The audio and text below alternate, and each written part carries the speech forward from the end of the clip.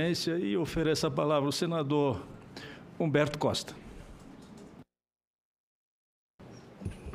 Senhor presidente, senhores senadores, senhoras senadoras, eu quero aqui me associar de modo integral à fala do senador Fabiano Contarato e dizer que ainda no final do mês passado, o senador Randolfo Rodrigues apresentou a essa comissão um requerimento para que o senhor ministro da Educação, Abraham Weintraub, viesse aqui para nos explicar todo esse episódio que envolveu a realização do Enem, as matrículas para o SISU e tudo mais que aconteceu paralelamente a isso.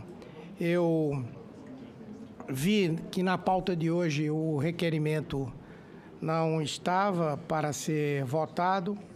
Resolvi, então, apresentar um novo requerimento com essa mesma preocupação e, ao mesmo tempo, apresentar ao plenário da Casa, e para isso eu vou buscar o apoio de líderes dos partidos aqui nessa casa para que nós convoquemos o senhor Abraham Weintraub para uma comissão geral em que ele possa aqui responder pelas ações, pelas omissões que o seu ministério realizou particularmente nesse caso. Aliás, com todo respeito, senhor presidente, mas eu entendo que é vexatória a situação do Ministério da Educação sob esse governo. Primeiro, nós tivemos a presença no Ministério de um cidadão colombiano que eu desconheço de onde ele tivesse agregado credenciais para se tornar ministro da Educação do Brasil. Foi um desastre, mas um desastre que nesse período talvez não tenha havido tempo para que ele produzisse um grande desastre, porque ele saiu pouco tempo depois. Mas o que veio em seguida, além de ser tão ruim quanto ele, aliás, o Brasil tem tido um azar nessa área da educação, escolhas mal feitas.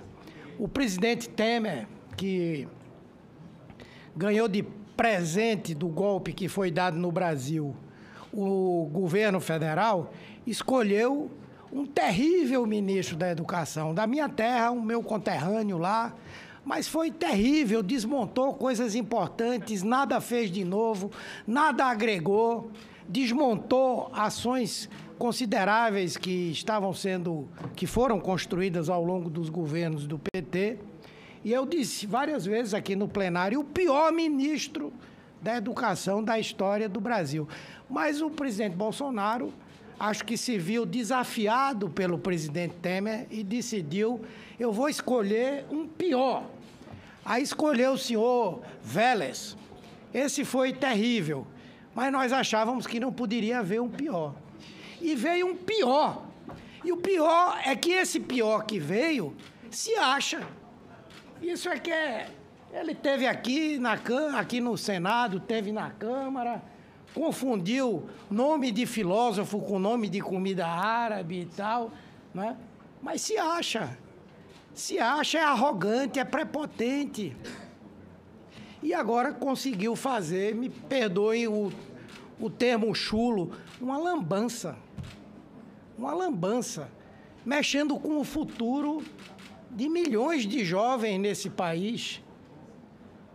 E não são apenas pessoas pobres, não, que aqui dizem que a gente só defende os pobres. Não, são os jovens de classe média que dedicaram a sua vida, que criaram uma expectativa de entrar na universidade, em particular numa escola pública, porque aqui todo mundo defende o setor privado, mas quando se fala de ensino, todo mundo tem que reconhecer que é o ensino público universitário no Brasil que tem maior qualidade, que faz pesquisa, que produz profissionais qualificados, não é? E aí nós assistimos uma coisa de uma irresponsabilidade, de um descaso, de uma ação, inclusive, que quebra os princípios da administração pública. Ele resolve aceitar, avaliar, reavaliar a nota de um estudante a partir de um Twitter que ele recebeu diretamente de alguém que diz que é alinhado com o governo. E, por outro lado, ações na justiça que pediam a mesma coisa não foram realizadas. Então, qual é a credibilidade que nós vamos poder ter esse ano no que aconteceu no Enem e também saber se, de fato, esse resultado do Enem está com a fidedignidade capaz de fazer com que as pessoas que foram selecionadas pelo SISU para universidades no Brasil e fora do Brasil, veja, é uma lambança internacional. Uma lambança internacional. As provas do Enem são utilizadas, inclusive, para a entrada de jovens em universidades em Portugal, em outros países. E isso só foi possível porque o Enem tinha uma credibilidade. Tinha uma credibilidade. Criado pelo ministro Fernando Haddad, aplicado com toda a isenção. Não quer dizer que não teve problemas, não. Teve, sim. Porque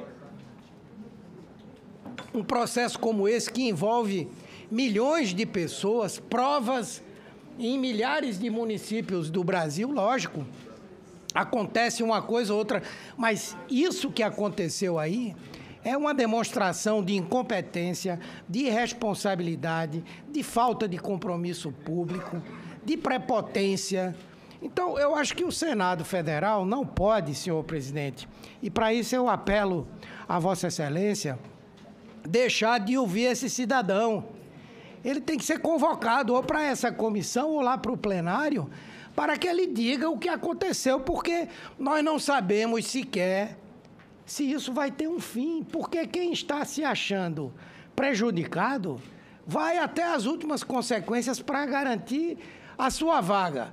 O coitado que entrou, que não tem nada a ver com a lambança feita pelo ministro também, vai ficar com a sua vaga que foi obtida ameaçada, porque ele não sabe se a justiça vai utilizar um critério que vai fazer com que ele perca a vaga que obteve, enfim.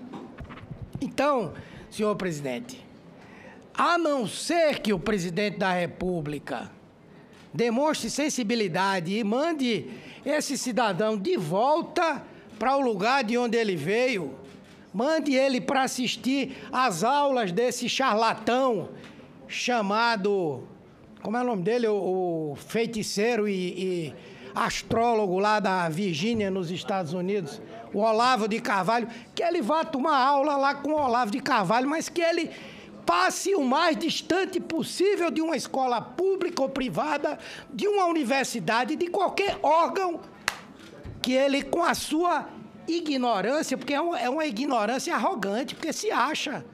Hoje no Brasil, lamentavelmente, se valoriza a ignorância, a mentira, a falta de conhecimento histórico. Isso tudo hoje está valorizado no Brasil. Então, a não ser que o presidente da República tome consciência de que não dá, e mande esse sujeito embora, caso contrário, ele tem que vir aqui. Tem que vir aqui prestar contas das besteiras que ele falou. E vejam como é a coisa. Além de tudo, ele é um dos cabeças das fake news, das mentiras no Brasil.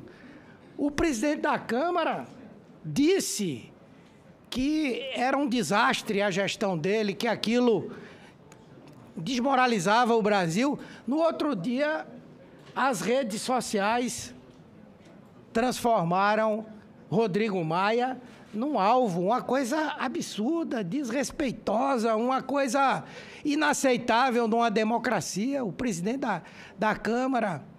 Então, além de tudo, esse Weintraub é um dos cabeças desse negócio. Saíram em defesa dele essas redes sociais que estão por aí manipuladas pela extrema-direita no Brasil. Então, senhor presidente, o sentido da minha fala é na linha de pedir que Vossa Excelência possa colocar o mais rapidamente possível em votação essa convocação. Muito obrigado, senhor presidente. Pelo ótimo, senhor presidente. Vou ser rápido. Como o senador Randolph fez esse requerimento de convocação e ele aqui não está, eu pediria a sensibilidade de Vossa Excelência e dos colegas que eu vou subscrever esse requerimento de convocação do ministro